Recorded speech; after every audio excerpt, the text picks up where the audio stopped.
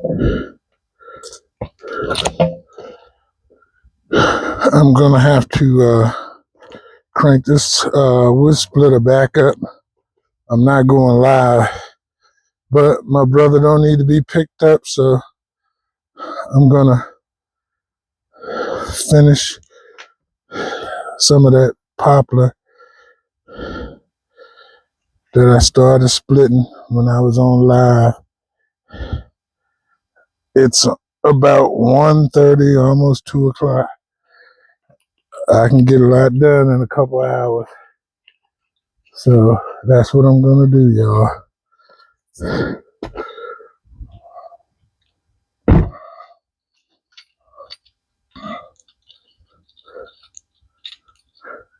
I already split some of this poplar down, and right behind you guys is the third of a cord rack that I started. I still got 1, 2, 3, 4, 5, 6, 7, about 15 more rounds of poplar. So I might get maybe a half a cord of poplar firewood out of this stack that my cousin DeMar Penn, he brought it down to me the other day. But I'm gonna crank this splitter back up and finish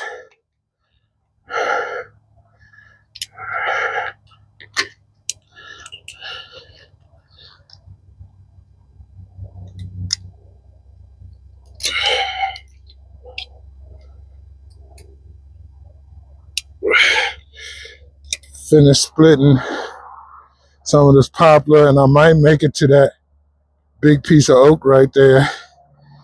And you guys may even see me pull out the 562 and saw up some more stuff, but we'll see, because like I said, I'm tired. But even when you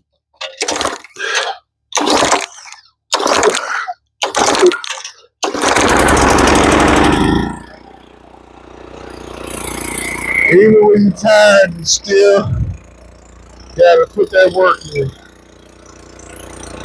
So that's what I'm gonna do.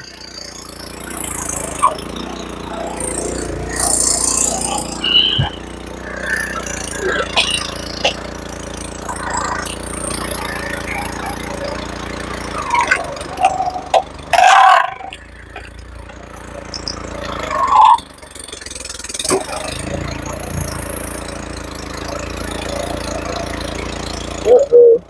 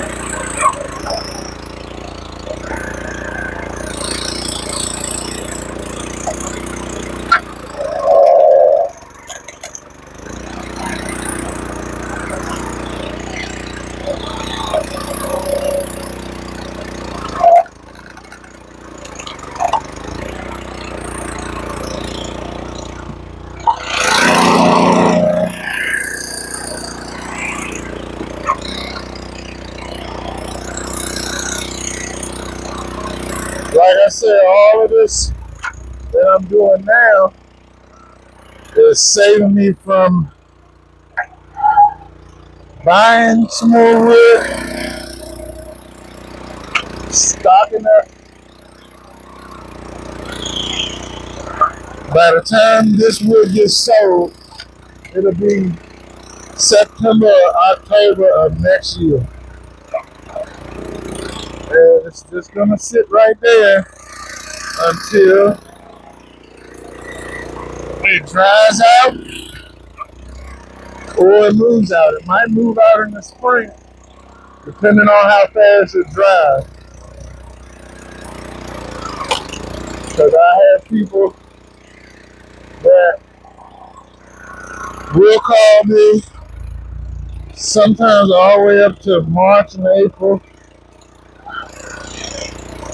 for firewood. And I do this year round. There is no stopping. There is no break for me. Even in the spring when I'm cutting grass, I'm still looking for firewood to bring here and let it sit and dry. I've done it for the last 4 years.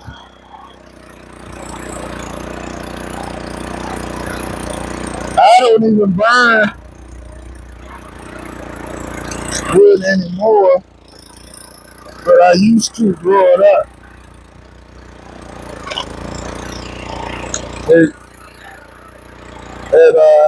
I've always had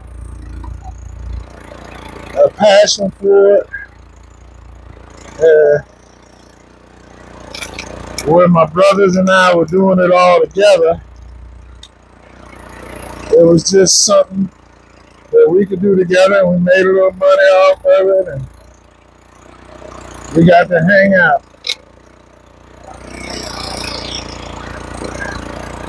My brother John was the ringleader. He said, "Come on, y'all, let's get some wood and take it down to the city." Here in Virginia, we call it down to the city, when actually it's up to the city. Some people say down the country, because all of those little cities and towns up by DC, over the last 30 or 40 years, they got built up. Because Virginia is like the bedroom for the people who work up in Washington, D.C. Northern Virginia is. And Northern Virginia has a lot of history in its own right. Bull Run, Battleground. In Fredericksburg is Chancellorsville Battleground. And in Orange is the Wilderness Battleground. Culpeper is the Battle of Brandy Station. So all up here is a lot of history in the state of Virginia. When we were going through elementary school and all of that, road trips would be down to Williamsburg, Virginia, Colonial, Virginia, Jamestown. All of that is in this state. So just know that we steeped in history. And we've been doing this. Anything they do all over the rest of the country, Virginia had his hands in it first. Believe that. Because I'm Virginia bred. Born and raised here. Am I proud of everything that Virginia stands for? No, not in the least. But I'm proud to say I'm from here.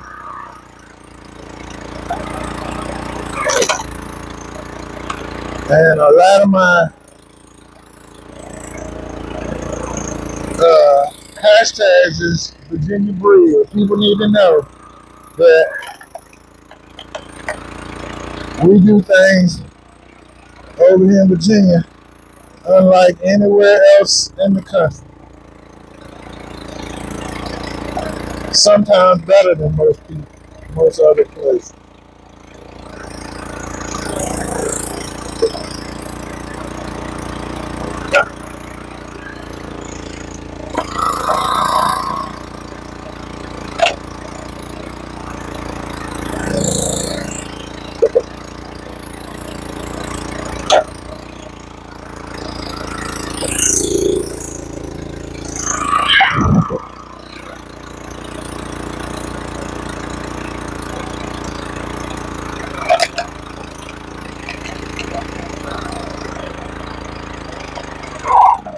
over there by my fire pit, I got my digital camera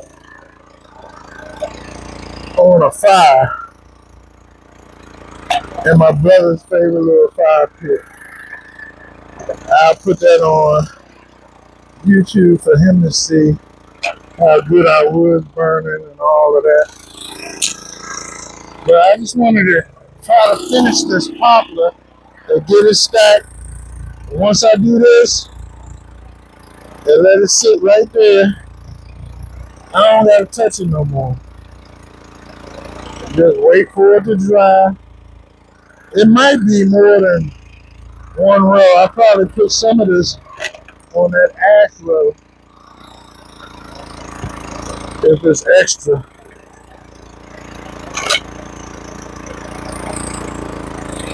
Because I use some of that ash. You know, ash, you can burn it almost as soon as you split it. Almost. I mean, you gotta let it out a few days. But ash don't really have a high moisture content while it's growing. Especially because the emerald ash borer has killed a lot of those ash trees. They're dry, dead standing. Excuse me. I really hope the audio is coming through good on this video, because I spent a little money on this mic that I don't like the way it makes the chainsaw sound, but it really drowns out the noise from the wood splitter. So yeah, you guys should be hearing me 5x5 or loud and clear. 5x5. Some of y'all know what that means. If you know what 5x5 means, leave me a comment down below. All the old military heads like, oh yeah, I know what that means.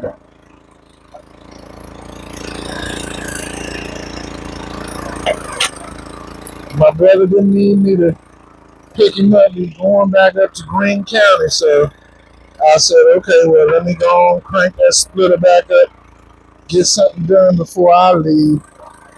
Because I live 30 minutes from where this wood is. This is my old home place.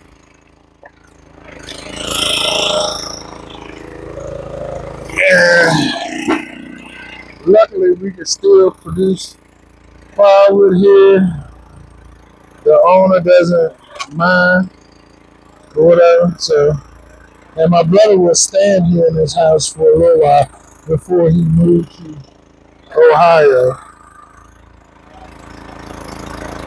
Well, we make it do what it do. And like I said, as long as everything stay the same, you guys will get to see me doing exactly what I'm doing until I get that whole 30-foot area filled back up with split wood.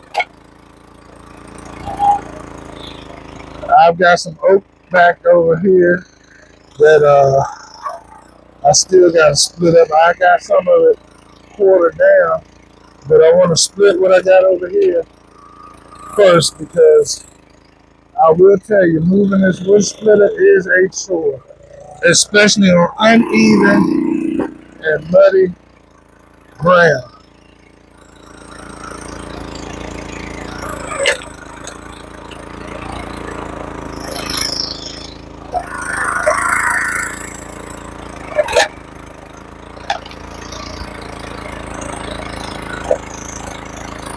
But some people say, is it all worth it? If I could tell y'all how lazy these people are here in Northern Virginia, they don't want to go out and do what I'm doing, prepping a year ahead of time and all of that. They would rather wait and haggle when the truck comes around and the guy says, oh, I got racks of wood for $125, $150.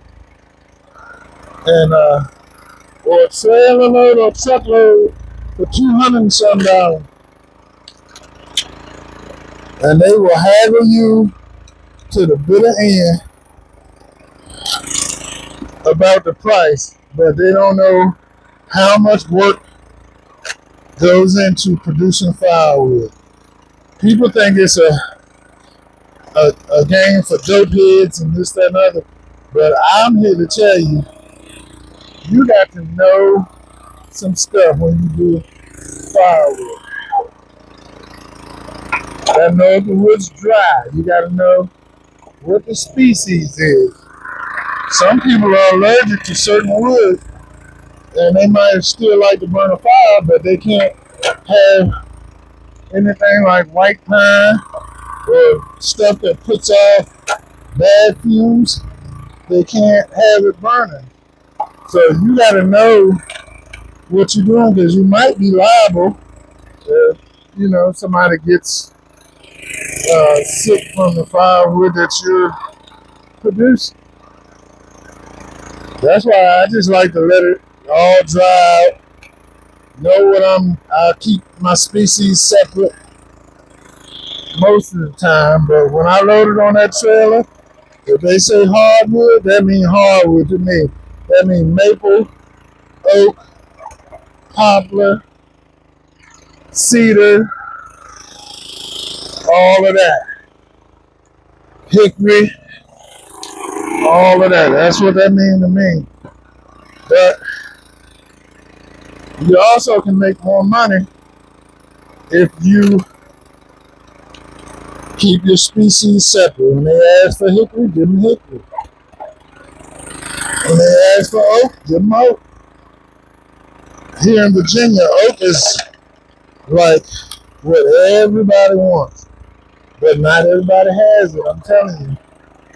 And after a while, you start learning, okay, I gotta produce something other than oak that's still a hardwood where I can get paid. So that's what I'm doing right now with this poplar. I'm not gonna give everybody all poplar because it doesn't have a high BTU. Oak has 25, 26 BTU. Hickory is a high BTU.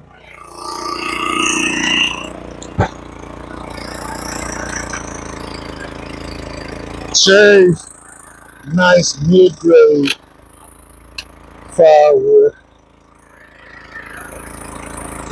That's my favorite, if anybody asks. Cherry is my favorite firewood. Cherry, oak,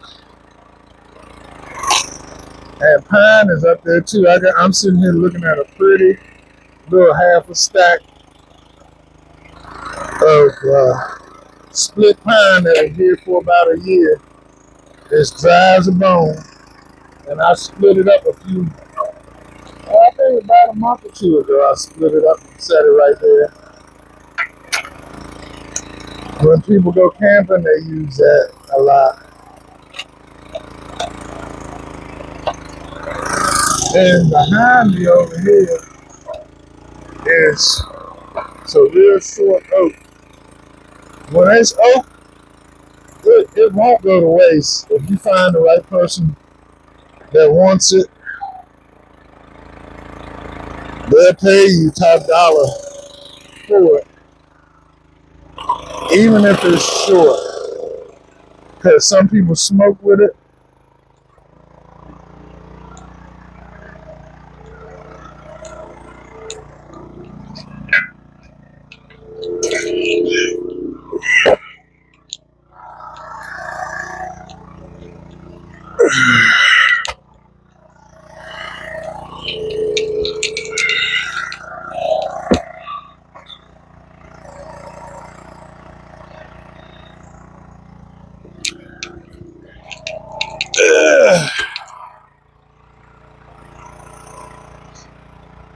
I don't know if y'all can see me this far over, but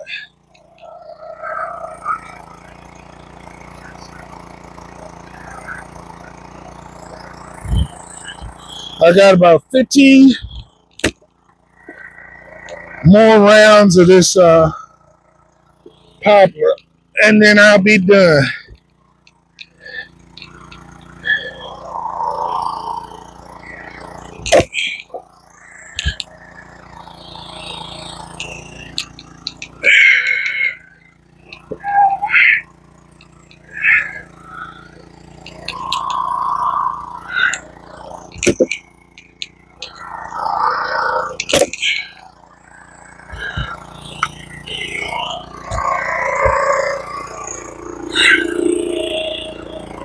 It's a lot easier to carry when you bust it down.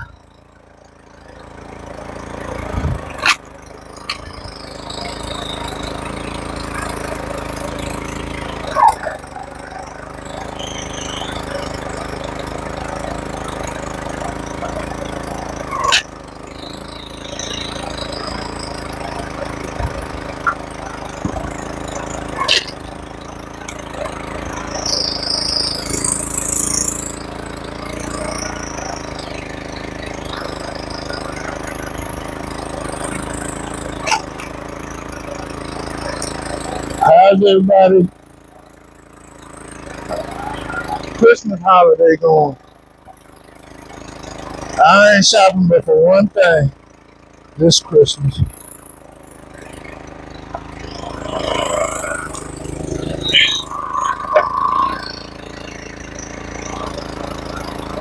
I might have to take a break and go put some more wood on my little fire I got going on, y'all.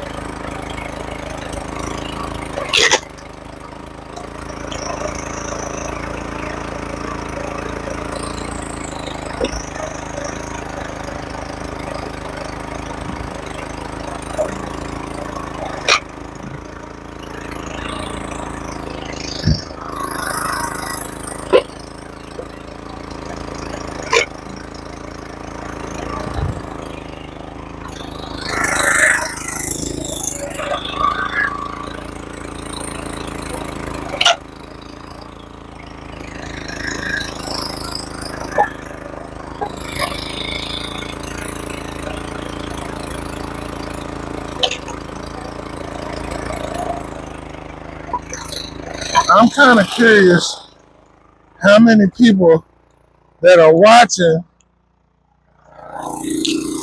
split their own wood for their own personal use.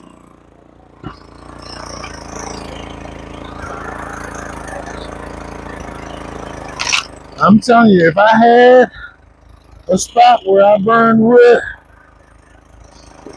I don't think I would be doing what I'm doing because I would spend most of my time getting my own wood ready. But since I'm an opportunist and I know how lazy people are, I use my time to produce wood for other people. A lot of the YouTubers and motivational speakers and all of that, they talk about creating value for someone other than yourself. And so when I'm splitting firewood, I'm creating value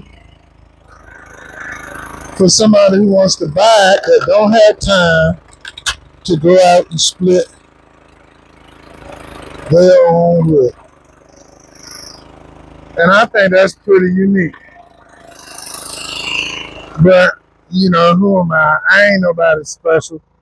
I ain't nobody that smart, but I will say I've been doing this strong for the last 4 years. And a lot of time you don't lose. Like a couple years ago, I found some campers that come all the way from Baltimore, Maryland, and they come down here to Christopher Run, which is on Lake Anna, if anybody knows about Lake Anna in Virginia. And they have like a camp meeting. And for 2 years, they bought their wood from me. And then this past year, they found somebody that was giving it a little cheaper. And so they went with them. And that's fine. I'm not greedy. And plus, the fact that they did that left me a lot more wood to give to my residential customers, which was cool. This piece of poplar has a lot of water in it, y'all. I know y'all can see that. But, like I said, let it split it open, let it dry out. It'll be dry by the time spring or summer rolls around. This wood will be dry. And we're going to test it. For the non-believers, we're going to take and put the moisture meter on it.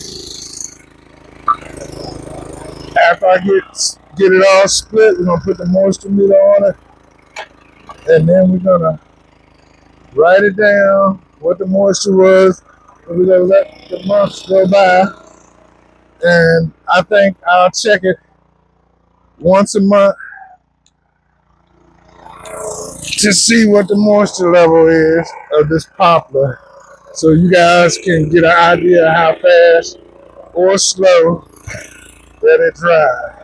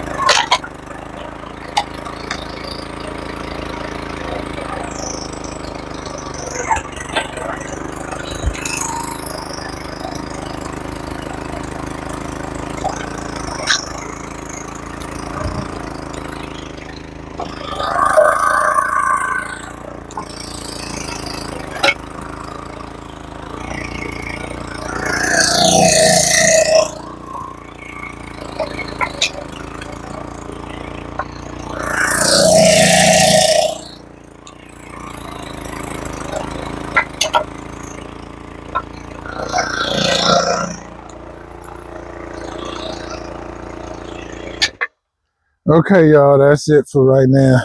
I'm going to tend to my little fire. And then I'll come back and show y'all me finishing stacking this poplar. And like I said, I'm going to, once I get this one row stacked up, I'm going to put the moisture meter on the wood and we're going to write down what the moisture level is now. And over the next 2 or 3 months, we will check it to see if wood dries over the winter. Okay? Is that a deal? All right. I'll be back with y'all in a little bit.